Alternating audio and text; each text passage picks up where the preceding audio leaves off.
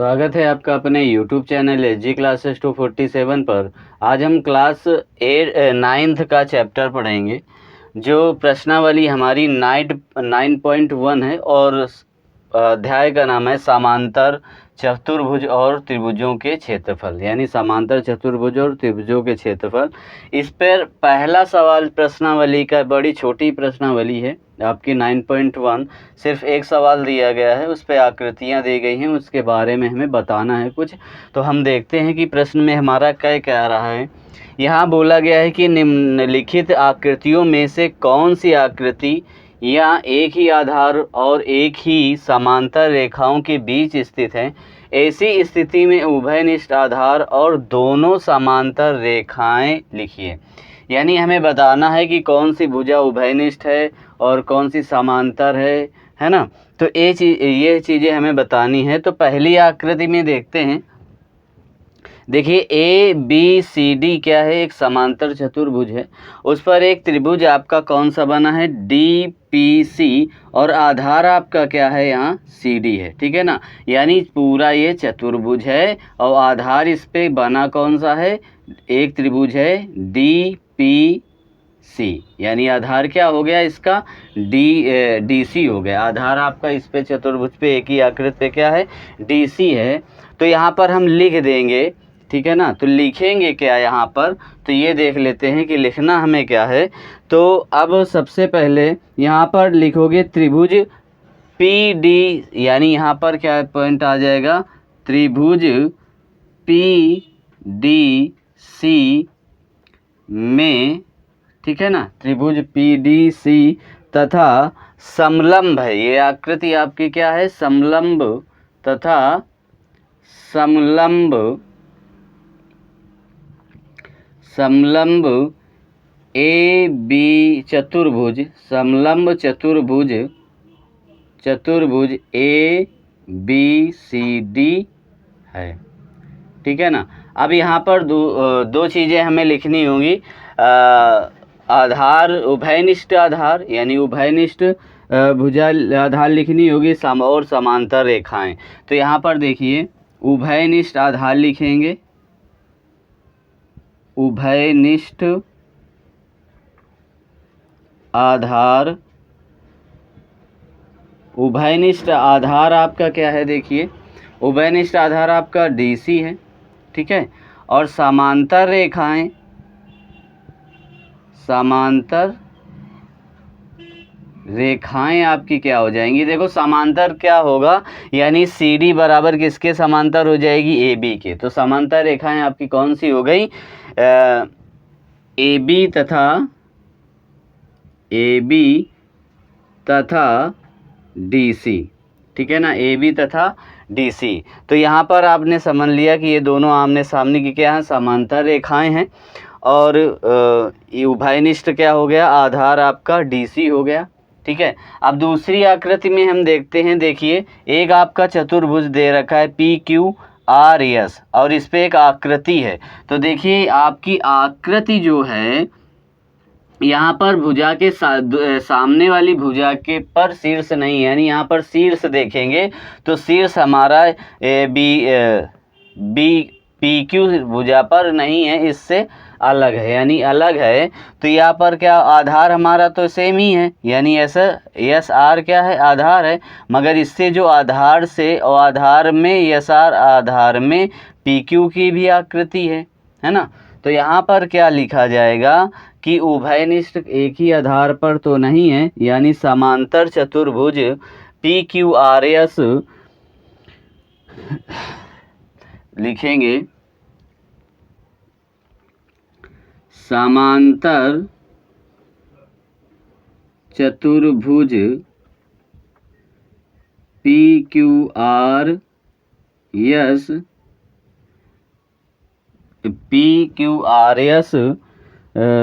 समांतर चतुर्भुज PQRS व समांतर चतुर्भुज MR या AB। तो देखो क्या है, यानी ये हमारा क्या बन रहा है, SMNR क्या है, AB समांतर चतुर्भुज है। तो यहाँ पर लिखेंगे समांतर चतुर्भुज और PQRS व समांतर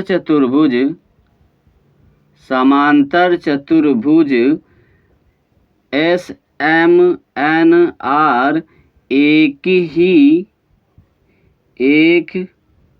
ही आधार पर क्या है, एक ही समांतर रेखाओं के बीच स्थित नहीं है। एक ही समांतर रेखाओं के बीच स्थित नहीं है। ठीक है ना, तो एक ही समांतर रेखाओं के बीच ये स्थित नहीं है। अब देखिए यहाँ पर आपका तीसरा जो आ रहा है पॉइंट, तो तीसरा क्या आ रहा है, देखो एक आपका PQRS क्या है, एक चतुर्भुज है, समांतर चतुर्भुज है। ठीक है ना, और यहाँ पर त्रिभुज क्या है, त्रिभुज QTR है। और यहाँ पर देखिए ये त्रिभुज आपका शीर्ष बिंदु यानी समांतर चतुर्भुज के सामने वाले भुजा के शीर्ष जो हैं वो वहाँ पर PS पर स्थित है, यानी PS पर स्थित है, यानी इसका जो शीर्ष है यहाँ अलग तो है नहीं, तो यहाँ पर आपका लिख दिया जाएगा कि त्रिभुज, ठीक है ना, त्रिभुज QTR व चतुर्भुज PQRS एक ही आधार पर क्या हैं, एक ही आधार पर हैं। ठीक है, तो अब इनका उभयनिष्ठ और समांतर रेखाएं निकाल लें। यहाँ पर लिखेंगे उभयनिष्ठ आधार,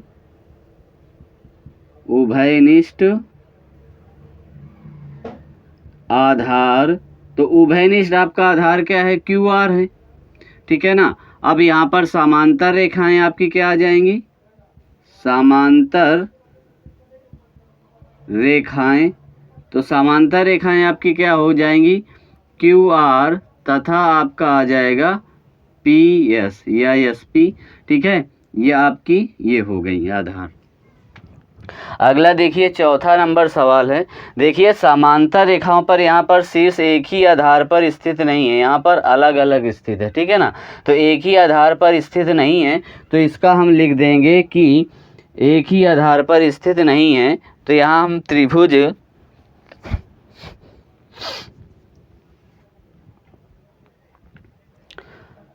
अब यहाँ पर देखिए तो आपका यहाँ चतुर्भुज दो मिल रहे हैं। ठीक है ना, एक ये देखिए, एक ये आपका PQ ये ABPR है और एक आपका QPR या RQCD है, यानी दो चतुर्भुज हैं। ये दोनों चतुर्भुज एक ही आधार पर स्थित नहीं है। ठीक है ना, आपका त्रिभुज भी जो बन रहा है एक ही आधार पर स्थित नहीं है, यानी आधार इसका तो BC है मगर यहाँ पर अलग अलग है, यानी शीर्ष इनके यहाँ पर एक केंद्र पर नहीं मिल रहे। ठीक है, यहाँ पर तो एक केंद्र पर मिल रहा है, यहाँ से नहीं मिल रहा, तो यहाँ पर लिखा जाएगा कि चतुर्भुज PRQ त्रिभुज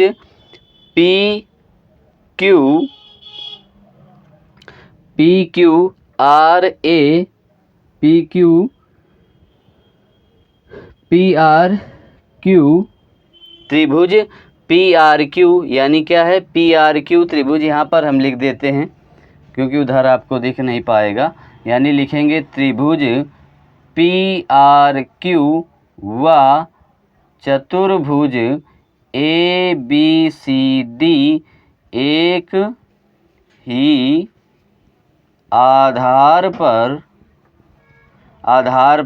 स्थित नहीं है।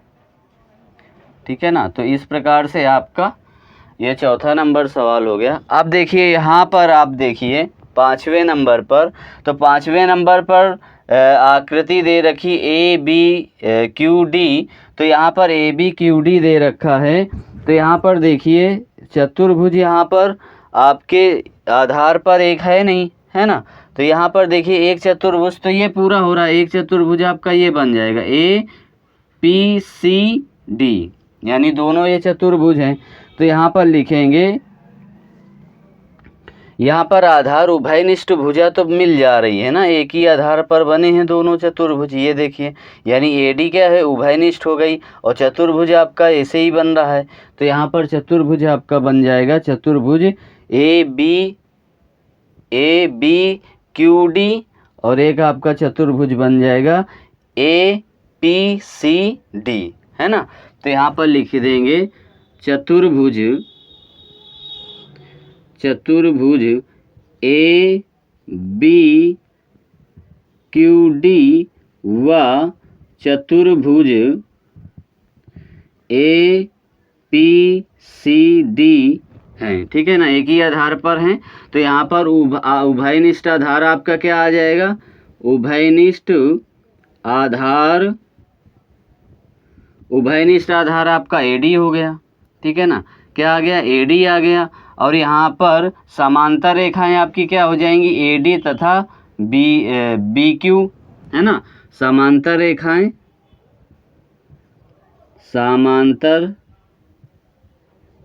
रेखाएं आ जाएंगी एडी व बी क्यू, ठीक है। तो इस प्रकार से आपका 5वां सवाल हो गया, बड़ा ही सरल है। अब देखिए यहाँ पर आधार यानी 6वें नंबर पर आधार इसका सेम कहीं नहीं है ना, देखिए जितना यहाँ पर आधार गैप है उतना यहाँ पर भी, तो यानी चतुर्भुज जो हमारा पी क्यू आर एस है इस पे एक ही आधार पर कोई नहीं लिखा, यानी यहाँ पर लिख सकते हैं आकृतियाँ एक ही आधार पर स्थित नहीं है। तो यहाँ पर लिख देंगे अतः आकृतियाँ